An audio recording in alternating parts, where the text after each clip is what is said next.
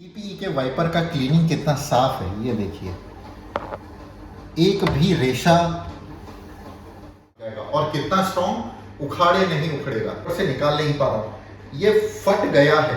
लेकिन नमस्कार, मेरा नाम है संजय कुमार बंसल, नई दिल्ली इंडिया से। हम लोग टीपीई, टीपीआर हर तरह के इलास्टोमर्स में डील करते हैं। किसी भी तरह का किसी भी एप्लीकेशन के लिए टीपीई बनाने की एक्सपर्टीज हमारे पास है। हमारी कंपनी टीपीई की मैन्युफैक्चरिंग में लगभग 25 साल से है। वैसे तो इलास्टोमर्स बहुत जगह यूज होता है डेली यूज में, जैसे पेन में, टूथब्रश में और बहुत सारी ऐसी चीजें हैं रोजमर्रा की जिसमें हम लोग टीपीई का इस्तेमाल करते हैं। एक कॉमन एप्लीकेशन हमारे घरों में जो यूज होती है वो है वाइपर।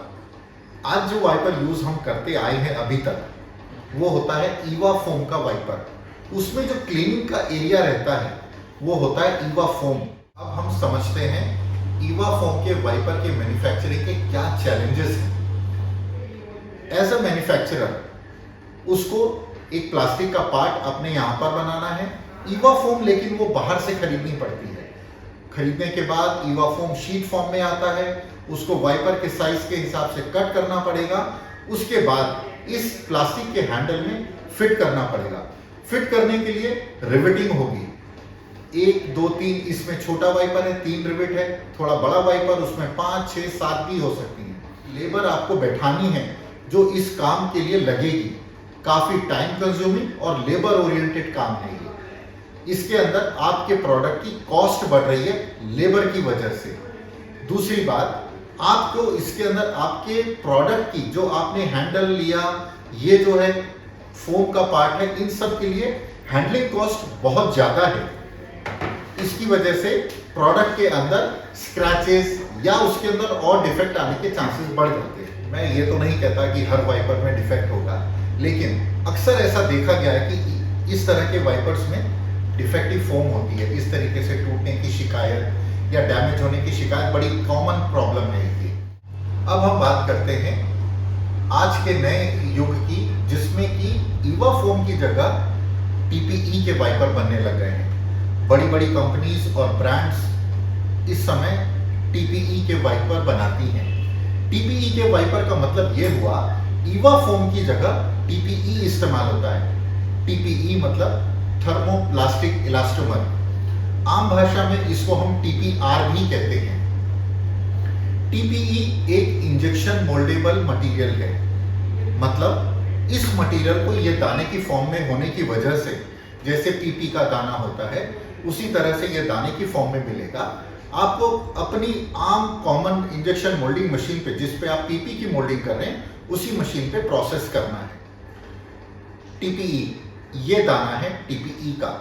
इस तरह के 2 तरह के दाने आते हैं टीपीई के। ये जो था ओपेक था, ये ट्रांसलूसेंट टाइप का दाना है। इस जैसा मैं ब्रांड का नाम नहीं ले सकता, पर एक बहुत बड़े ब्रांड के वाइपर में ये इस तरह का दाना यूज होता है।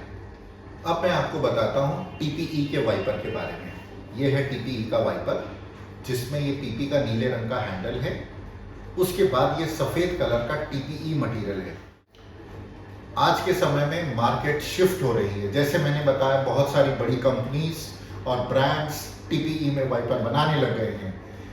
अब मार्केट शिफ्ट का मतलब यह है कि जो मैन्युफैक्चरर्स पहले ईवा फोम में बना रहे थे, अब वो टीपीई में बनाने लग गए हैं। और अगर आप बाजार में भी जाएंगे, आपको शायद जो एक बड़ी अच्छे लेवल की या एक मीडियम लेवल की शॉप्स हैं, उसमें शायद ईवा फोम का वाइपर मिले ही नहीं। आपको वहां पर टीपीई के वाइपर ही मिलेंगे। इसके बनाने के मैन्युफैक्चरिंग बेनिफिट ये है, ये सिंगल शॉट में बनेगा आपका। कोई लेबर एक्स्ट्रा नहीं लगेगी, कोई असेंबली नहीं करनी है, कोई एक्स्ट्रा हैंडलिंग नहीं है प्रोडक्ट की। आपको एक मशीन पर ये ब्लू कलर का हैंडल पीपी में बनाना है। उसके बाद उस हैंडल को दूसरे मोल्ड में रखकर एज अ इंसर्ट और टीपीई मटेरियल का इंजेक्शन कर देना है। टीपीई मटेरियल का इंजेक्शन में क्या है, जैसे ही ये मटेरियल पीपी के कांटेक्ट में आएगा मोल्ड में, वो अपने आप पीपी के साथ चिपक जाएगा। इसका मतलब ये हुआ, आपको असेंबली करने के लिए ना तो रिवेट लगाना है, ना कोई एक्स्ट्रा लेबर लगानी है।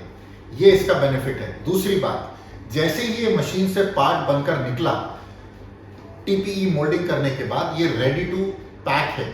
आप इसको उठाइए, थैली में डालिए, पैक करके रेडी टू शिप बाहर मार्केट में भेज दीजिए।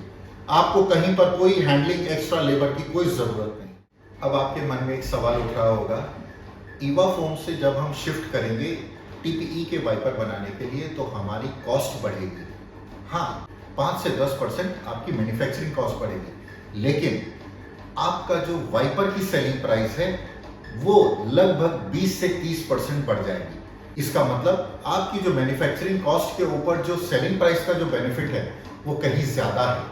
कोई बायर आपके पास आता होगा वाइपर लेने, तो जरूर आपको उसने बोला होगा कि भाई आजकल बाजार में वो टीपीई का वाइपर आता है, आप नहीं दे रहे। तो समय आ गया है कि आप अपने आप को गियर अप करें, आप अपने आप को बढ़ाएं और वो वाइपर अपनी रेंज में ऐड करें।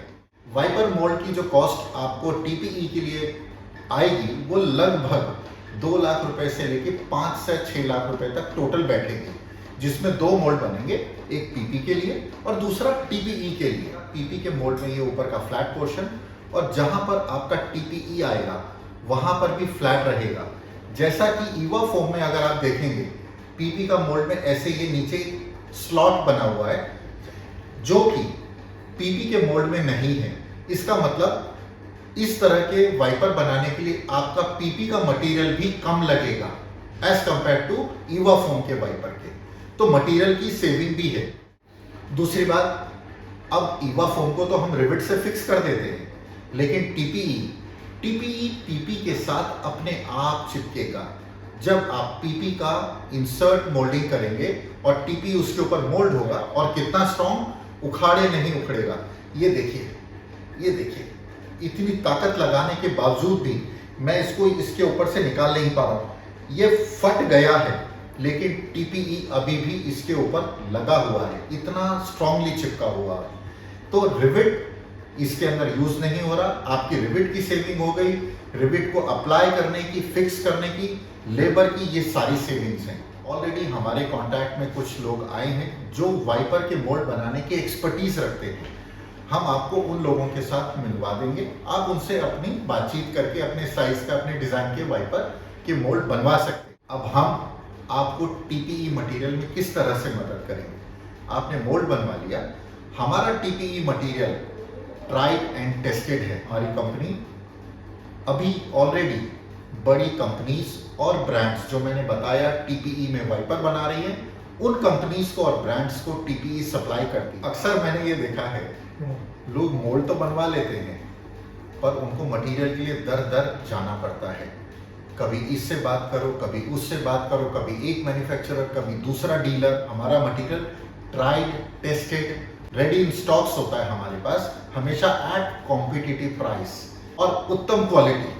आपको सिर्फ और सिर्फ मोल्ड बनाकर एक बार हमारे मटेरियल का रन करने की जरूरत है और आपका प्रोडक्ट रेडी है। टीपीई के वाइपर का क्लीनिंग कितना साफ है, ये देखिए, एक भी रेशा, और जबकि ये बिल्कुल प्रेशर नहीं लगाया, बिल्कुल सूखी सरफेस है, कोई गीलापन नहीं है मेरे हाथ में। दिखा रहा हूं आपको ईवा फोम के वाइपर से जब मैं सरफेस को साफ कर रहा हूं, इसमें जैसे पानी के रेशे हैं, मैं इसमें हाथ लगा रहा हूं तो ये देखिए मेरे हाथ में पानी नजर आ रहा होगा आपको। सफाई करने के बाद भी पानी है, जबकि मेरे पहले वाले अगर क्लीनिंग में देखें टीपीई के वाइपर में बिल्कुल सूखा हाथ था। इसमें देखिए हल्का हल्का पानी नजर आ रहा है आपको। अंत में मैं बस इतना कहना चाहूँगा, आप अपने ईवा के अगर वाइपर बना रहे हैं उसको जारी रखिए, लेकिन अपने आप को बाजार में स्थापित रखने के लिए टीपीई के वाइपर बनाने के बारे में ज़रूर तुरंत विचार करना शुरू करें। टीपीई मटेरियल की जानकारी, टीपीई मटेरियल की अवेलेबिलिटी, मटेरियल के ट्रायल या किसी और तरह का सपोर्ट जो भी आपको वाइपर बनाने के लिए चाहिए, उन सब की जानकारी के लिए आप हमसे कनेक्ट करिए। मेरा नाम, नंबर, हमारी कंपनी का एड्रेस डिस्क्रिप्शन बॉक्स में दिया हुआ है। नमस्कार।